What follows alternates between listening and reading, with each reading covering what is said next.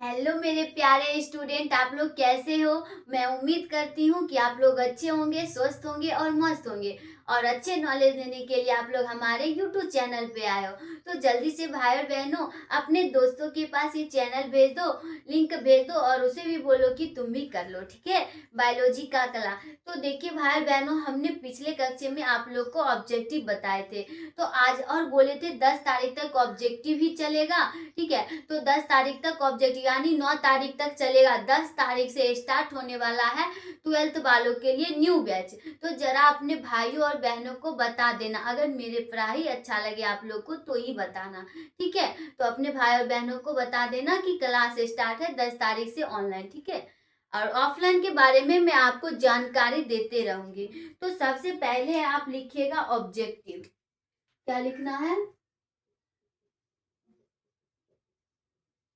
Objective. तो सबसे पहला जानेंगे ऑब्जेक्टिव के बारे में, तो लिखिएगा। सबसे पहला क्वेश्चन लिखिएगा, ठीक है। सबसे पहले बताइएगा, तो आप लोग के पास मेरी आवाज जा रही है? मेरी आवाज आप लोग के पास जा रही है? तो जा रही है। तो देखिए लिखिएगा प्रोजेस्टेरोन। प्रोजेस्टेरोन की प्रोजेस्टेरोन की गोलियां गर्भ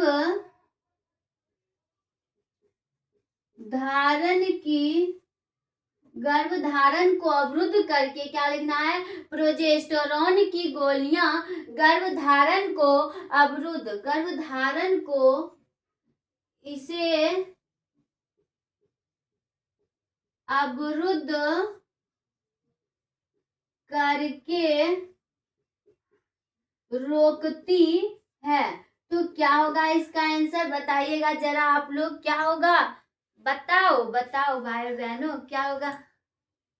अच्छा, देखिए इसका आंसर लिखिएगा अंड निर्माण। क्या होगा? अंड निर्माण। कोई दिक्कत यहाँ तक में? चलिए चलते हैं नेक्स्ट क्वेश्चन पे। तो अगला क्वेश्चन लिखे, देश में जनसंख्या को कम करने को, लिखिएगा देश में जनसंख्या को कम करने, इंक रेड वाला खत्म हो जाता है।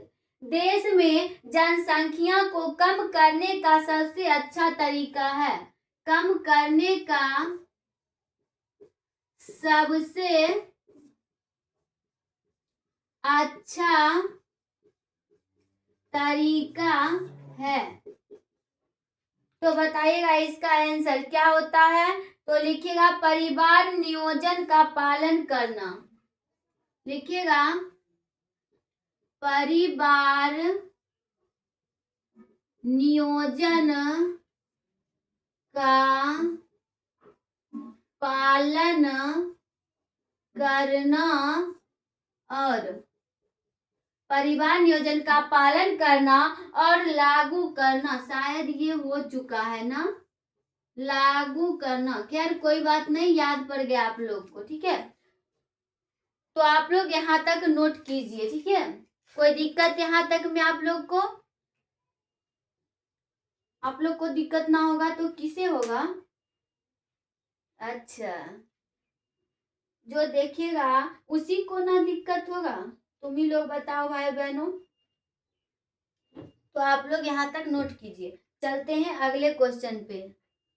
क्या नए अंदाज में हो ना? कोई टेंशन भी है किसी के पास? अगर है तो जरा हमें भी बता दो। अपनी दीदी को नहीं बताओगे? बोलो बोलो, अपने दीदी को नहीं बताओगे? टेंशन, जो टेंशन है बताओ, मैं उसे सॉल्व कर दूंगी, ठीक है। तो देखिए अगला क्वेश्चन लिखेगा वासेक्टोमी से संबंधित सॉरी, लिखिएगा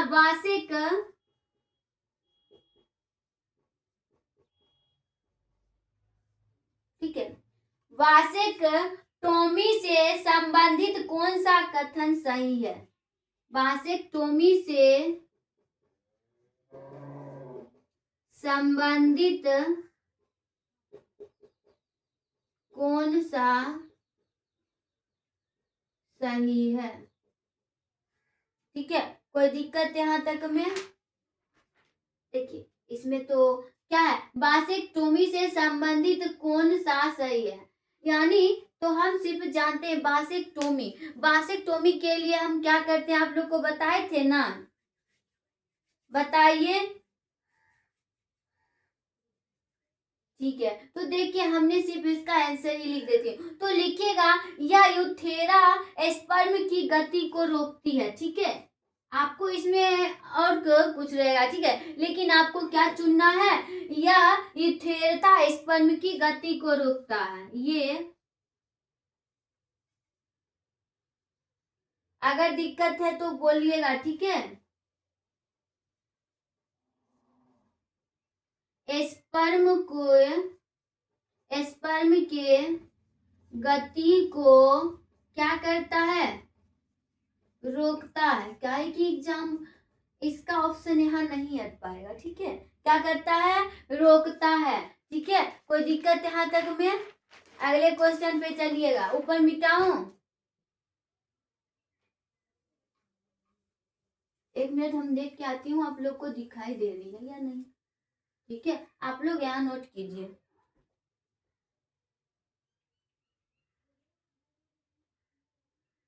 ठीक है ना, चलिए नेक्स्ट क्वेश्चन लिखिएगा, हीमोफीलिया किस तरह की बीमारी है।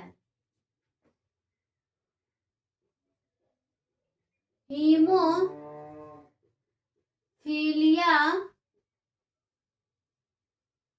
किस तरह की बीमारी है, तो बताइएगा हीमोफीलिया किस तरह की बीमारी, आप लोग पढ़ चुके हो। तो ये वंशागत बीमारी है। कौन सा है, वंशागत, लिखिएगा वंशागत रोग है ये। ठीक है, चलिए नेक्स्ट लिखिएगा, डीएनए का एक्स किरण विवर्तन आंकड़ा, डीएनए का, ठीक है, डीएनए का एक्स किरण विवर्तन आंकड़ा ने का एक्स किरण विवर्तन आंकड़ा, विवर्तन आंकड़ा किसने दिया, किसने दिया, तो बताओ किसने दिया, बताइए किसने दिया था, मॉरिस विलिकन्स एवं रोजलिंड फ्रैंकलिन ने। ठीक है, तो लिखिएगा मॉरिलस, लिखिए आंसर। ठीक है, मॉरिस विलिकन्स, ठीक है, विलिकन्स, और किसने दिया था, एवं रोजलिंड फ्रैंकलिन, यही ना है, यही था रोजलिंड, लिखिएगा एवं रोजलिंड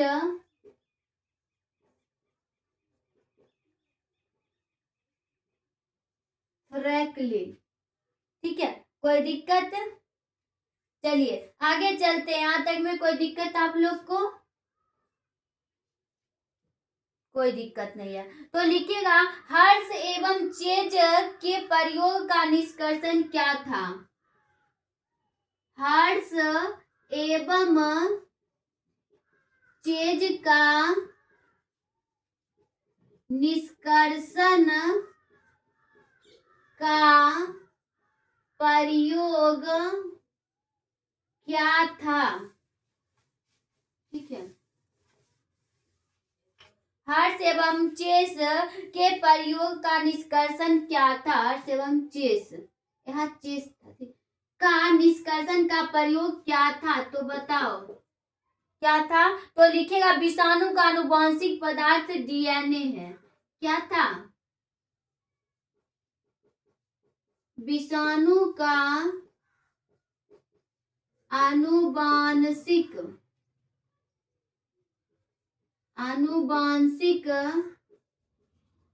पदार्थ DNA था, DNA है, ठीक है।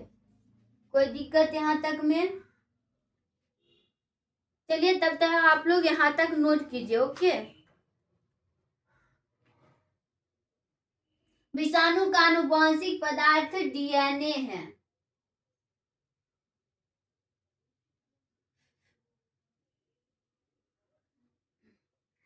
चलिए नेक्स्ट क्वेश्चन हम लोग जानेंगे, तो लिखिएगा, अगला लिखिएगा, एडेनिन की जगह पर साइटोसिन को आने को रोक कहते हैं। तो बताइएगा, एडेनिन के जगह पे अगर साइटोसिन रहेगा तो क्या होगा? आप लोग को बताए थे ना, तब हम उसको क्या कहते हैं, लिखिएगा।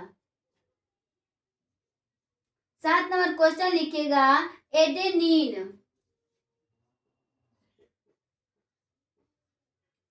एडेनिन के जगह पर साइटोसिन के आने से, एडेनिन के जगह पर साइटोसिन को आने पर, ठीक है,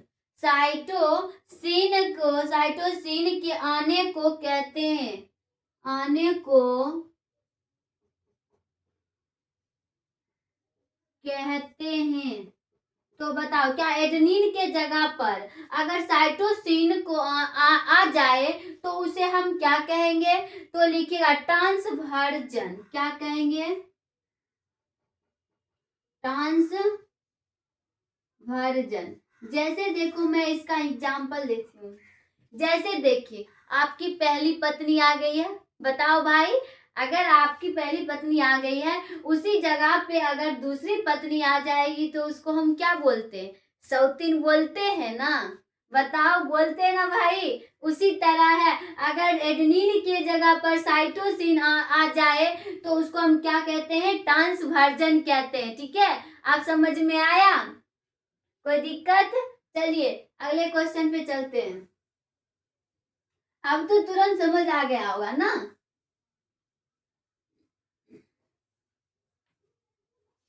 चलिए अगला क्वेश्चन लिखिएगा, निम्नलिखित में से कौन समापन कोडोन,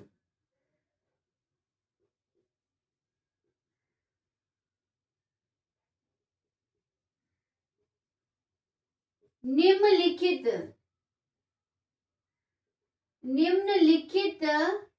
कोडोन से, क्या है? निम्नलिखित में से कौन समापन कोडोन, लिखित में से कौन समापन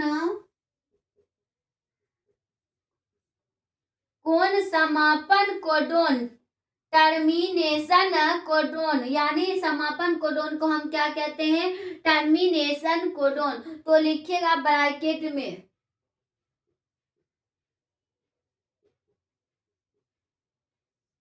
ठीक है। क्या लिखना है? टर्मिनेशन कोडोन, ठीक है। कोई दिक्कत यहां तक में? टर्मिनेशन कोडोन नहीं है तो बताइए, नहीं है। क्या है? निम्नलिखित में से कौन समापन कोडोन यानी टर्मिनेशन कोडोन नहीं है? तो ऑप्शन देखिएगा, लिखिएगा ऑप्शन UAG, ए में लिखिएगा UAG, ठीक है। बी में लिखिएगा UGA, UGA, सी में लिखिएगा AGU, ठीक है। क्या लिखना है? AGU, AUG लिखा गया है, लिखिएगा AUG।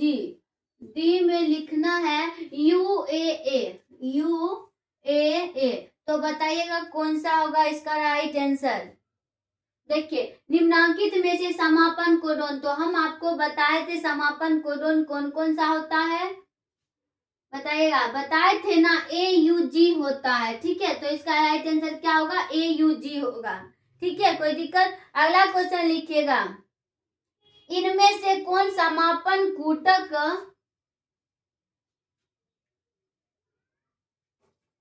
लिखिएगा, इनमें से कौन, ठीक है, इनमें से कौन समापन कूटक यानी टर्मिनेटिंग कोडोन है, तो बताइएगा। समापन कोडोन यानी इसको हम बोलते हैं टर्मिनेटेड है, तो लिखिएगा टर्मिनेटेड कोडोन है। तो बताइए इनमें से कौन समापन कोडोन है। देखिए ऑप्शन देखिएगा, UAA, ठीक है, ए में लिखिएगा UAA, बी में लिखिएगा UCC, ठीक है। तो आप लोग सोच के बताइएगा जरा। सी में लिखिएगा UAG, ठीक है, और डी में लिखिएगा GUG, और डी में लिखिएगा GUG। तो बताइए इसका राइट आंसर क्या होगा।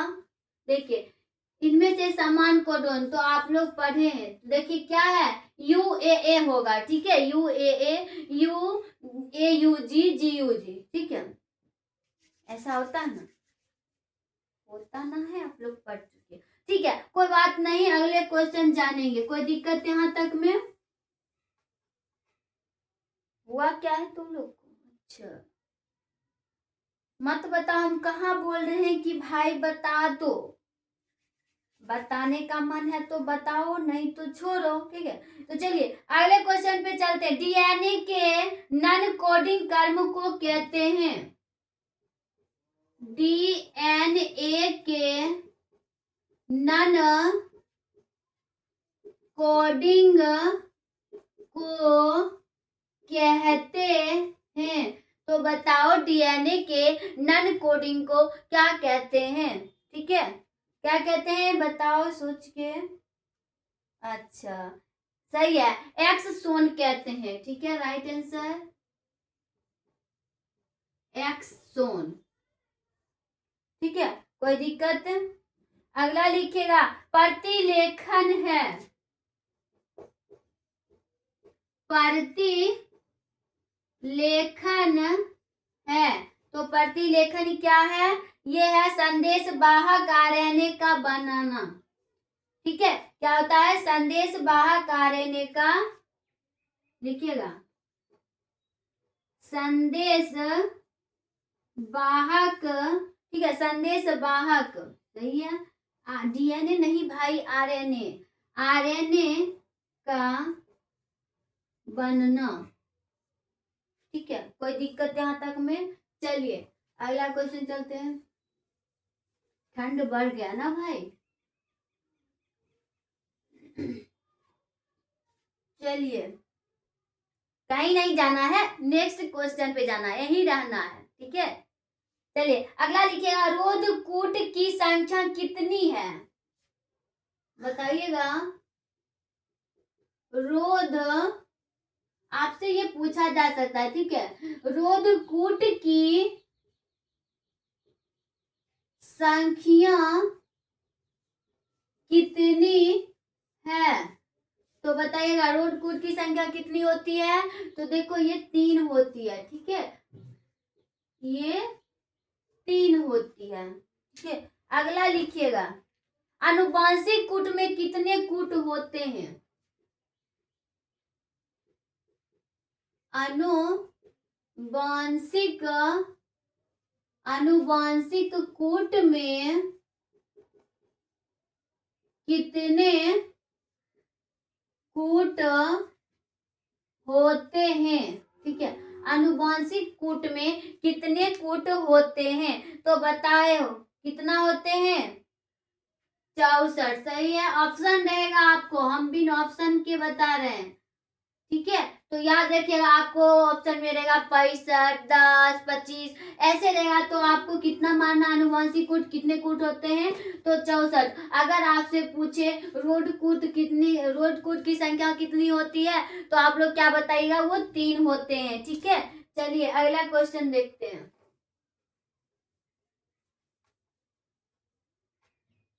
नेक्स्ट क्वेश्चन लिखिए, मानव में त्वचा के रंगों की वंशागति उदाहरण क्या है। मानव में त्वचा के रंग, ठीक है, मानव में त्वचा के रंग की वंशागति उदाहरण है। त्वचा के रंगों की वंशागति उदाहरण है। तो बताइएगा क्या होगा, अधिक जीन की वंशागति। जब अधिक जीन होगा तो ऐसा रंग होगा, त्वचा का रंग बदलते जाएगा। ठीक है, क्या हमने बोले, अधिक जीन की वंशागति, अधिक जीन की वंशागति। देखो, अगर आप में जीन बढ़ जाए तो आपके त्वचा का रंग बदल जाएगा। नाक टेढ़ हो जाएगा, नाक सीधा हो जाएगा, कान टेढ़ हो जाएगा, मुंह टेढ़ हो जाएगा, पैर तो होता है। ठीक है, अगर जीन में वंशागति हो तो आगे देखिएगा। ठीक है, आगे लिखिएगा, ओपेरॉन मॉडल किसने प्रस्तावित किया। ओपेरॉन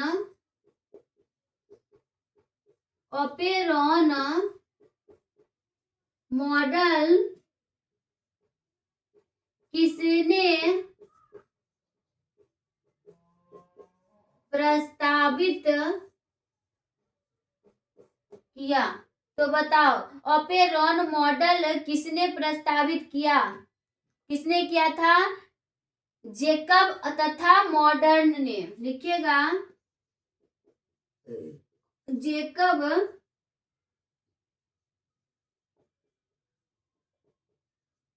मॉडल ने। ठीक है, कोई दिक्कत, देखिए जेकब तथा मोनार्ड ने किया था, मॉडर्न नहीं। जेकब तथा किसने किया था, मोनार्ड ने।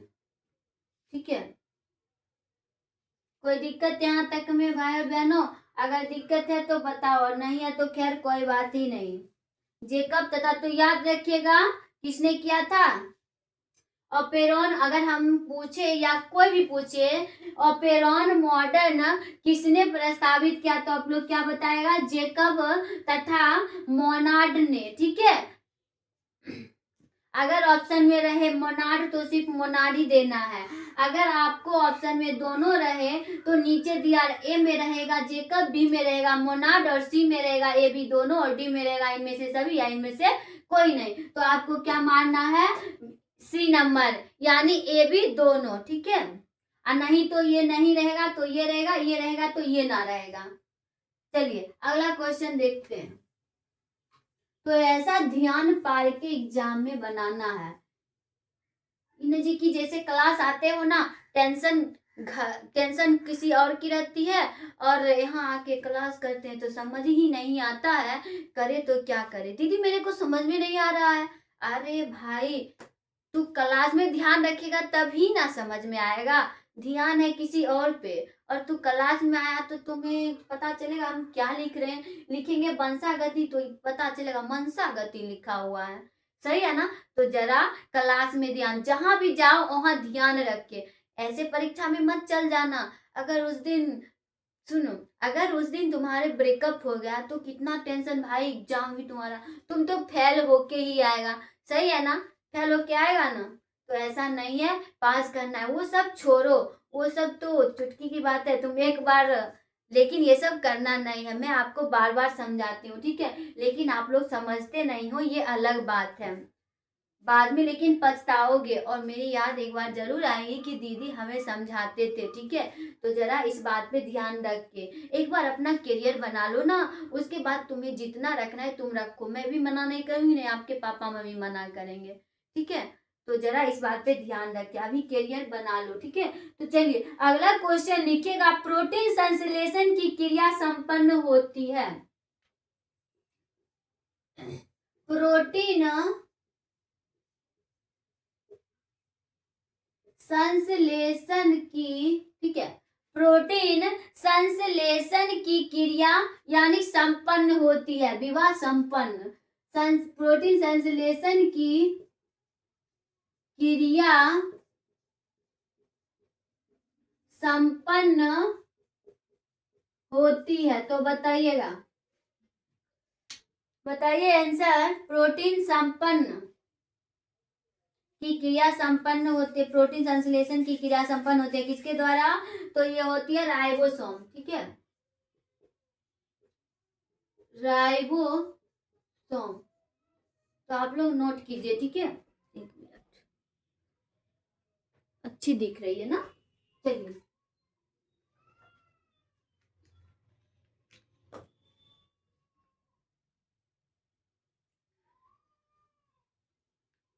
इसी में हमको गुस्सा, इंक जो बार बार भरना पड़ता है ना, तुरंत में ही ना इंक खत्म हो जाता है।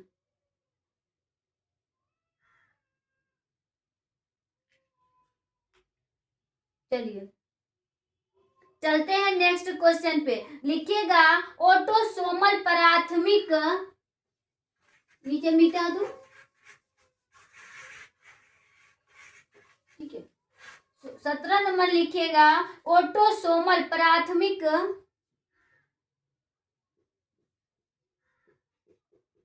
ऑटोसोमल,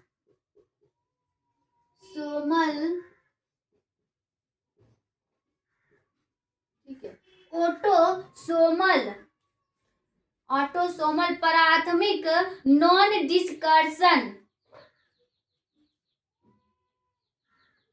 ऑटो प्राथमिक नॉन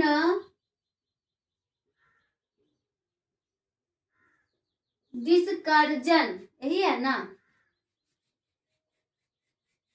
डिसजक्शन होता है ना, डिसजक्शन के कारण होने वाला रोग, हाँ डिसजक्शन, नॉन डिसजक्शन।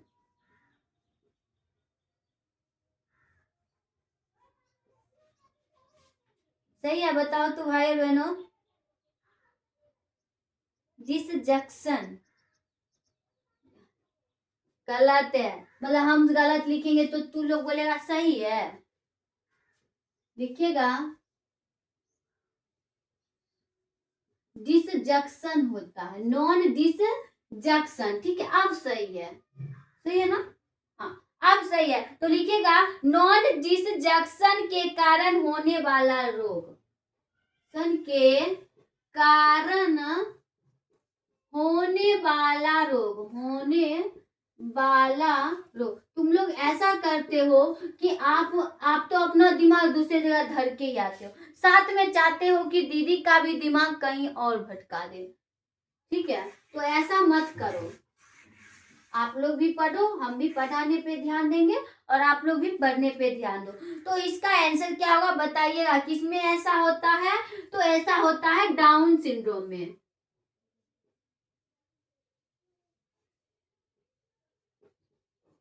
डाउन सिंड्रोम, ठीक है। कोई दिक्कत? चलिए अगला क्वेश्चन पे चलते हैं, ठीक है। अगला लिखिएगा, डीएनए उंगली, अंगुली का प्रिंटिंग, उंगली प्रिंटिंग, लिखिएगा डीएनए, डिऑक्सीराइबोज न्यूक्लिक एसिड, सही है, डिऑक्सीराइबोज न्यूक्लिक एसिड, आरएनए का मतलब राइबोज न्यूक्लिक एसिड। ये पता है कि ये भी भूल गए हो? ये पता है ना? तो लिखिएगा, डीएनए उंगलिका प्रिंटिंग को किसने विकसित किया? डीएनए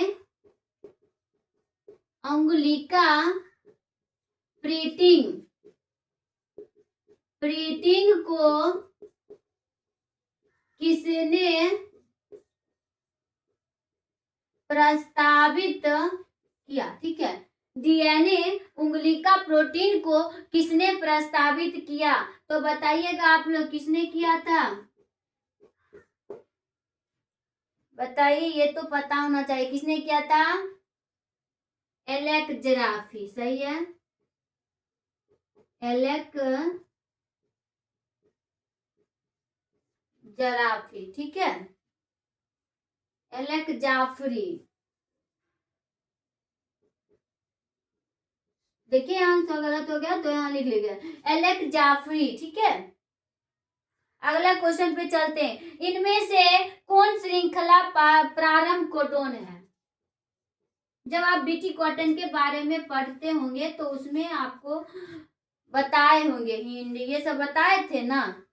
तो लिखिएगा इनमें से कौन श्रृंखला, इनमें से कौन श्रृंखला प्राथमिक, ठीक है, श्रृंखला प्रारंभ, इनमें से कौन श्रृंखला प्रारंभ कोडोन है, यानी प्राथमिक। तो बताइएगा कौन सा ऑप्शन, देखिएगा ए में लिखिएगा AUG, ए में लिखिएगा AUG, बी में लिखिएगा CCC, ठीक है। डी में लिखिएगा UAG, सॉरी सी में UAG, और डी में लिखना है, डी में लिखिएगा UAA। तो जरा बताइएगा कौन सा आंसर होगा। तो देखिए प्रारंभिक बोल रहा है, तो प्रारंभिक कौन होता है? AUG। अभी तुरंत ना पढ़े थे कुछ देर पहले। चलिए अगले क्वेश्चन पे चलते हैं, ठीक है। अगला क्वेश्चन देखिएगा, जब किसी उत्परिवर्तन में प्यूरिन के, जब किसी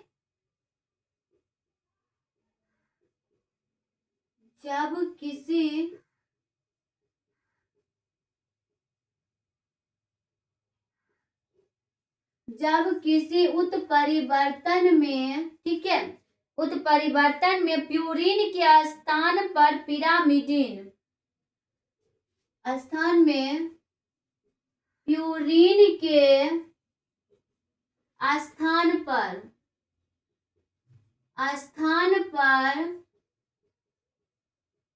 पिरामिड, ठीक है, स्थान पर पिरामिडिन प्रतिस्थापित हो जाए, पिरामिडिन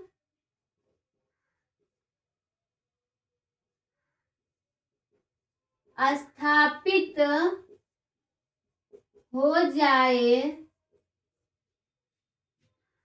पिरामिडिन स्थापित हो जाए तो इसे क्या कहते हैं? हो जाए तो इसे क्या कहते हैं? तो बताओ, पिरामिडिन, ठीक है, हो जाए तो इसे क्या कहते हैं? तो बताइए क्या कहते हैं? ट्रांसवर्जन। क्या कहते हैं?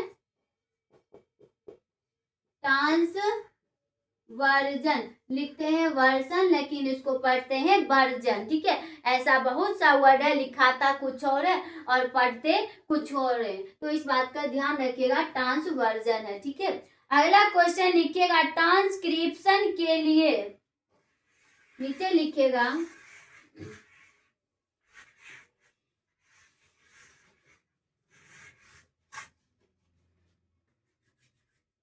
ट्रांसक्रिप्शन के लिए एंजाइम जरूरी है। ट्रांसक्रिप्शन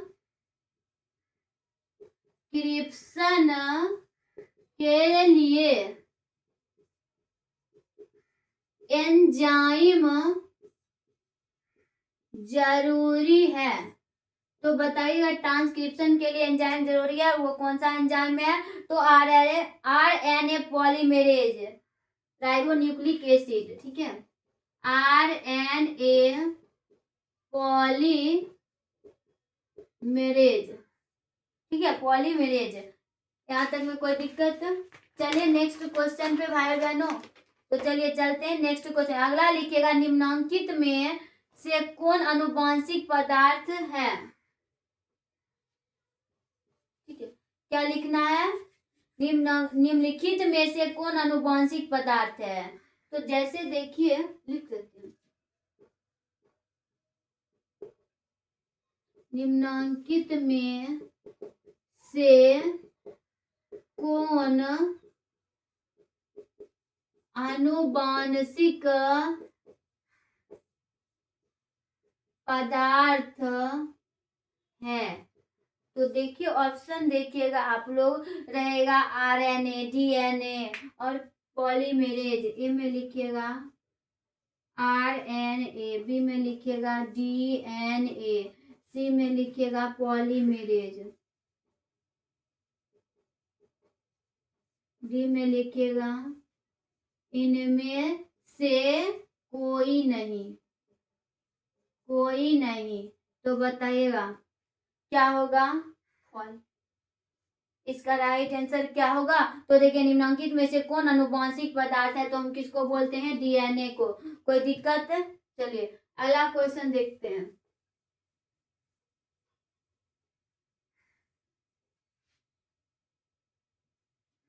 अगला क्वेश्चन लिखेगा, ये तो लिख लिए हो, अच्छा ये तो लिख लिया हो, लेख प्रजा लेख नियम दिया था, नहीं लिखे हो?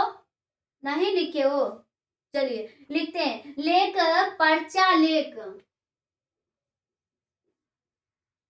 लेख पर्चा लेख नियम दिए थे, नियम दिया, लेख पर्चा लेख नियम दिया। तो बताइएगा किसने दिया था? किसने दिया था? तो बताइएगा जेकब एवं मोनार्ड। ये भी किसने दिया था? जेकब एवं मोनार्ड। ठीक है, कोई दिक्कत? चलिए अगला क्वेश्चन लिखिएगा, बी डीएनए के एक पूर्ण घुमाव में कितने बेस होते हैं? ठीक है, लिखिएगा बी डीएनए के एक पूर्ण घुमाव, बी डीएनए के एक पूर्व है ना, एक पूर्ण घुमाव में कितने बेस, पूर्ण घुमाव में कितने, ठीक है, कितने बेस पेयर्स होते हैं? पेयर्स होते हैं। तो बताया कितने होते हैं? तो 10 होते हैं। ठीक है, डीएनए पेयर कितने होते हैं? देखिए बी डीएनए कितने होते हैं बेस पेयर? तो बी डीएनए 10 होते हैं। ठीक है, कितने होते हैं? 10 होते हैं। अगर आपसे पूछे डी डीएनए कितने बेस पेयर होते हैं? तो उसमें 2 होते हैं। अगर आपसे पूछे डी डीएनए में कितने बेस पेयर होते हैं? तो उसमें 2 होते हैं। तो इस बात का याद रखिएगा, अगर आपसे पूछे बी डीएनए में बेस पेयर तो आप लोग बताइएगा 10। अगर डी डीएनए में पूछे तो क्या बताना है? 2 बताना है। तो इसका राइट आंसर क्या है? बी डीएनए पूछ रहा है तो कितना लिखेंगे? 10 लिखेंगे। ठीक है, कोई दिक्कत? चलिए अगला क्वेश्चन देखिए, डीएनए से एमआरएनए बनने की क्रिया को क्या कहते हैं? डीएनए से एमआरएनए, जरा इंक भर देती हूँ। ठीक है, क्या लिखना है? बी डीएनए यानी डीएनए से एमआरएनए बनने की क्रिया को क्या कहते हैं? इसे मिटा दूं। आरएनए एमआरएनए बनने की क्रिया को क्या कहते हैं? तो इस बात पे थोड़ा ध्यान रखिएगा और बताइए क्या होता है? बताइए। ट्रांसक्रिप्शन, सही है, ट्रांसक्रिप्शन।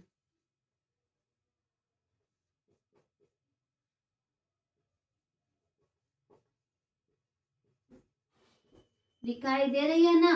क्या लिखना है? ट्रांसक्रिप्शन। कोई दिक्कत यहाँ तक में? ऐसे होता है ट्रांसक्रिप्शन। चलिए अगला क्वेश्चन देखते हैं, ठीक है। अगला क्वेश्चन लिखिएगा, यूरेसिल किससे संबंधित है?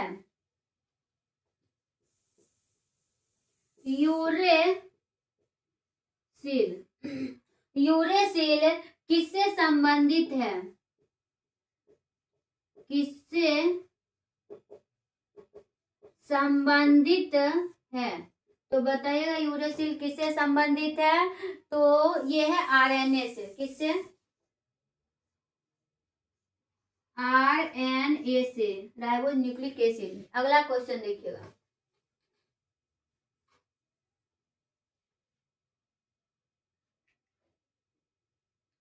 यहाँ तक आप लोग नोट कीजिए, उसके बाद मैं अगले क्वेश्चन पे आती हूँ, ठीक है। चलिए अगला क्वेश्चन लिखना है, डीएनए इनमें से किसका आनुवांशिक पदार्थ है? डीएनए इनमें से किसका आनुवांशिक पदार्थ है? डीएनए इनमें से किसका आनुवांशिक पदार्थ है? तो ऑप्शन देखिएगा, टीएमबी, ए में लिखिएगा टीएमबी, ठीक है। टीएमबी बैक्टीरियोफेज, बी में लिखना है बैक्टीरियोफेज, ठीक है। क्या लिखना है? बैक्टीरियोफेज। सी में लिखना है इनमें से दोनों का, मतलब ये दोनों, ठीक है। इनमें से दोनों का, ठीक है। और डी में लिखना है किसी का नहीं, किसी का नहीं। तो जरा आप लोग बताइए इसका आंसर क्या होगा, बताइए क्या है? डीएनए इनमें से किसका आनुवांशिक पदार्थ है? तो टीएमबी तो आता ही नहीं है। इनमें से दोनों, ये तो बात ही अलग है, और किसी का नहीं। इसका राइट आंसर होगा बैक्टीरियोफेज का, ठीक है। अगला क्वेश्चन देखिएगा, यहाँ तक में कोई दिक्कत आप लोग को नहीं है? तो चलिए अगला क्वेश्चन देखते हैं।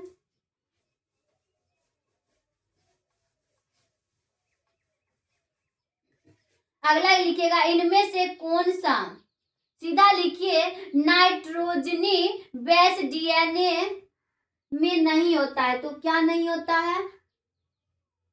देखिए लिख ही देती हूं ताकि आप लोग को याद रहे कौन सा नहीं। लिखिएगा नाइट्रोजीनस,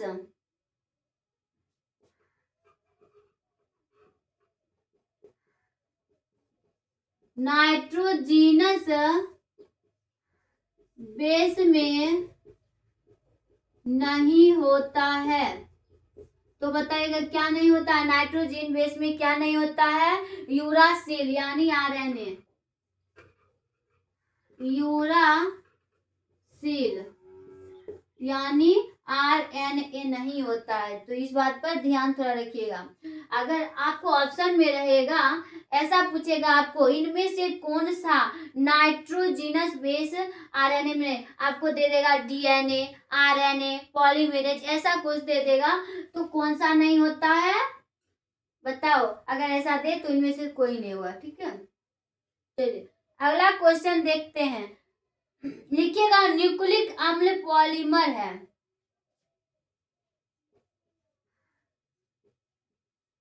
न्यूक्लिक अम्ल पॉलीमर है, ऐसा ही है ना? बताइए, न्यूक्लिक अम्ल पॉलीमर है, तो क्या होगा इसका राइट आंसर? तो लिखिएगा न्यूक्लियोटाइड का पानी, न्यूक्लियोटाइड का पानी, ठीक है, कोई दिक्कत। अगला लिखिएगा, क्रॉसिंग ओवर किस अवस्था में होता है? इसमें लिखिएगा, ठीक है, क्या लिखना है? क्रॉसिंग ओवर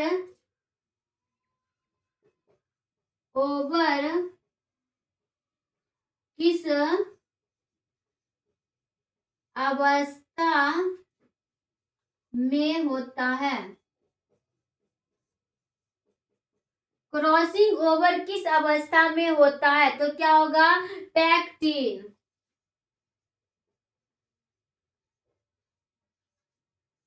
क्या लिखना है?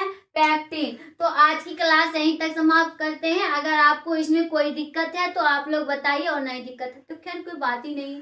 मैं तो आपकी आत्मा को तो जानने नहीं जा सकती हूँ ना। मैं कोई आत्मा हूँ जो आपके अंदर घुस गई और इसमें क्या प्रॉब्लम है और मैं जान गई, ऐसा तो है नहीं। बताना आप लोग को है, पढ़ना आप लोग को है। क्या समझ में आया वो आप जानते होंगे, नहीं समझ में आया वो भी आप जानते होंगे। हम सिर्फ आपसे पूछेंगे कि क्या समझ में आया या नहीं, तो आप लोग हाँ या नहीं में जवाब दीजिएगा, ठीक है। तो इस बात पे जरा ध्यान रखिएगा, ओके। तो बताइए यहाँ तक में कोई दिक्कत? तो आज की क्लास यहीं समाप्त करते हैं। हम यही उम्मीद करेंगे कि आप लोग मेरा क्लास ज़्यादा से ज़्यादा शेयर कीजिए, लाइक कमेंट कीजिए और सब्सक्राइब कीजिए, ठीक है। तो मिलते हैं नेक्स्ट क्लास, नेक्स्ट अंदाज। आप लोग को ऑल द बेस्ट, आप लोग अच्छे से तैयारी कीजिए, ठीक है। चलते हैं।